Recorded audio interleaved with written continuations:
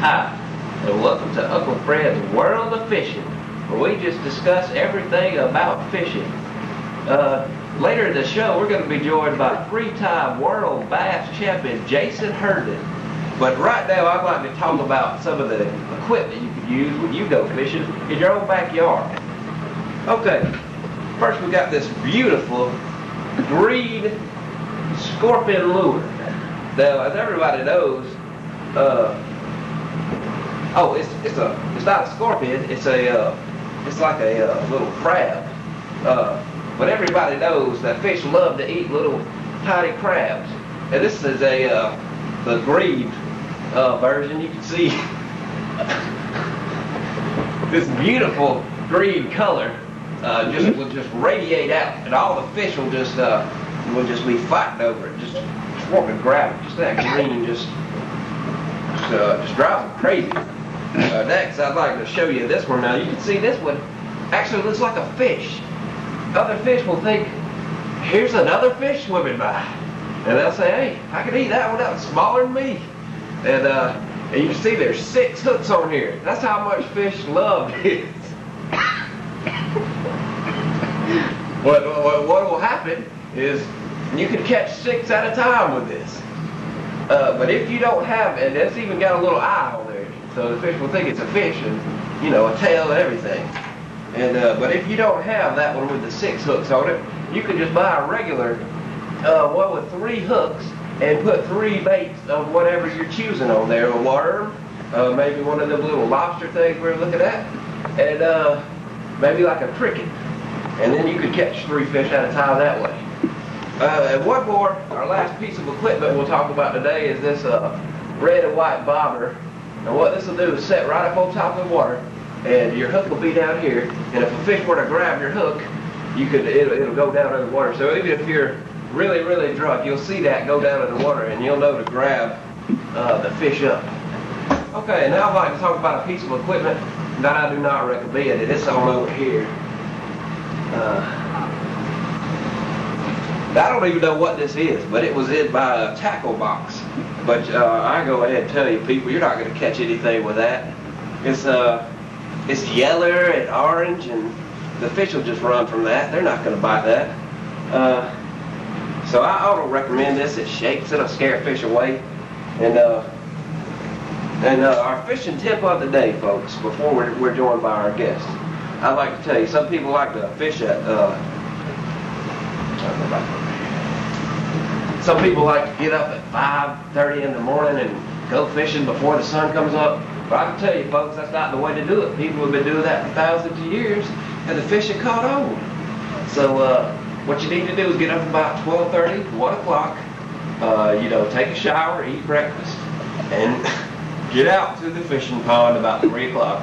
That's when the fish are going to be biting the best for this time of year.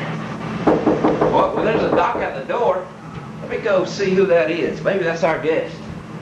Maybe it's my wife. I don't know. Well, come on in here, Mr. Herndon. Uncle Fred, how you doing today? Doing good. All right, 3-time world bass champion Jason Herndon's going to join us. Why don't you just have a seat right on over there, Jason? It's a pleasure to be on your show today. It's great to have someone of your angling legend on here. Well, I appreciate it. I was just telling about some of these great baits, and see, this got 6 hooks on it. You can catch 6 big size fish at a time. But I just want to hear. So you're going on a fishing exhibition today. Yes, I am. And I'd just like to talk to you about some of the equipment you use. I don't know if you like to use these things where you catch the 3 fish at a time, or the bobbers, but why don't you just tell us what makes you the 3-time world heavyweight bass champion? Talent. First and foremost. Today I brought my little crappie pole. But believe it or not, for just having a good time fishing, this is real fun with bass, because say you get a little one on there, and it'll feel like you got a big one. But what I like to talk about is the culprit fire and ice worm. Now this right here is a beautiful worm. If you can zoom in on this, Donnie, you'll see right here they call it fire and ice because of the nice red metallic. It's fire. It symbolizes fire. And right here, the blue. See how beautiful that blue is there? It symbolizes ice. Well, now, wait a minute. I knew it was called fire and ice, but it's because it's red and blue? Is that what you're telling me? That's what I'm telling you. Well, see, we learn these secrets of the fishing world on this show every day. We sure do. And what I like to do is show you is it's a new red hook that True Turner has come out with. It is a... Well, that's a beautiful red. It is a beautiful red, and it's supposed to symbolize blood. That's also a beautiful shirt you got on. That's a new shirt. It is a new shirt. I appreciate great, it. Man, that's great. I bought it just for your show, Uncle Fred. Great. What I'd like to show you is a nice, it's called a Texas rig, and it will keep you weedless. I know that you like the weed, Uncle Fred, but this will keep you completely weedless. Let's talk about that. This will keep you completely weedless. What you do is you take the head of the hook and you put it right through the top right there. Wow. You go down, and what you do is you come out of the top of it like that. You push it all the way down. Up like that. And when you do, pull that up a little bit and put the hook right up in its back a little bit. That way it gives the fish, when it's swimming through the water, it's got a little... Looks just like a worm. It looks just like a worm. Man, that's unbelievable. That is, and if you notice, there's no hook showing, and that way you won't get tangled up in the weeds and everything. That's the kind of stuff that makes this man a 3-time world bass champion. And I actually, Uncle Fred, I'd like to take you fishing today. If it's You shut up. You're lying. I'm not lying. Wow, that'd be a pleasure to go fishing with such a great angler. I really like. I think you might want to change this to the right hand side there. If I could just for a second talk about your rig. Okay. This is a nice worm and a nice little. You got this little bullet shape. What is that? Oh, it's a bullet lead. It's a lead. It's a weight that goes over the head of the worm. That way, whenever you cast it in, it sinks to the bottom. And what you do, you kind of tack it up a few times to make it on the bottom. It looks like it's just swimming along. You let it sit there for a minute. And whenever you hear that, you'll feel that line like tap tap. When you feel it, you jerk it up like that. That means you caught a weed. That means you possibly got a nice bass on the other end of that line. I see. I'm sorry. I'm so sorry. Well, what I'd like to say about it, now you might be from the old school that likes to fish at 5:30 a.m. in the morning, but I've done my share of fishing. And it's right now it's 3 o'clock, and I've done my share of fishing at 3 o'clock, and I'll tell you, you're not even gonna catch a shoe with that at 3 o'clock. Well, Uncle Fred, let me tell you where you're wrong. Believe it or not, fishing in the morning is good. It's good to do with certain time lure, but this lure is prime for the afternoon. Because you see all those metallic, zoom in on that again, Donnie. Those metallic flakes in that right there, when the sun hits it, the fish just eat it up. I don't mean to offend you, but I'll tell you, you're wrong and you're stupid. You can't catch things with this at 3 in the afternoon. What you're going to want to use at 3 in the afternoon is this pretty green, Uncle Fred, crab-looking how many fishing scorpion championships have you won, Uncle Fred? Well, you know what? I won a Phoenix City Pro-Am when I was 12 years old. So, I think since then I've had some injuries. Uncle Fred, I haven't been able to fish as much as you, baby. The outdoor maybe I don't have a boat.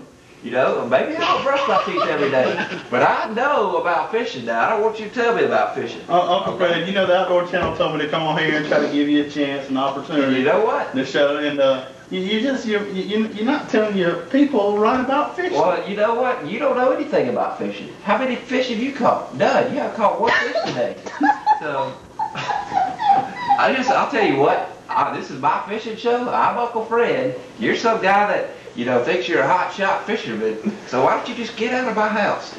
This ain't even my house. You know what, Uncle Fred? I don't think I'll be doing your show no more. Well, that's fine. I'm just a fit. I'm a great bait right here. You invite me on, and you invite me to try to share some of my 12 years of expertise in fishing, and you're gonna insult me like that. Well, I didn't mean to insult you. I'm just saying that is a crappy lure to use at 3 in the afternoon.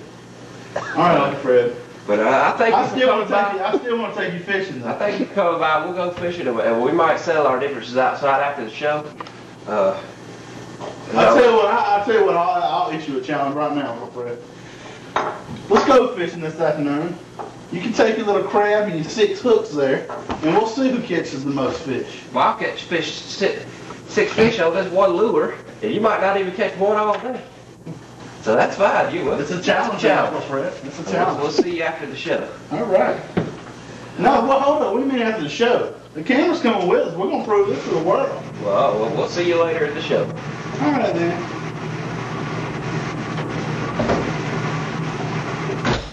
You know, somebody wins a championship or two because they got lucky and caught a big fish. You know, and then they think they know everything there is to know about fishing. But what I would tell you is he probably don't even use a bobber. He probably don't even know what a bobber is. And he might not even know about this 3-hook hook. So I'll see him later at the fishing challenge, and I'm gonna go get a haircut and get ready to catch some fish. We'll see you later on the Uncle Fred's Fishing World.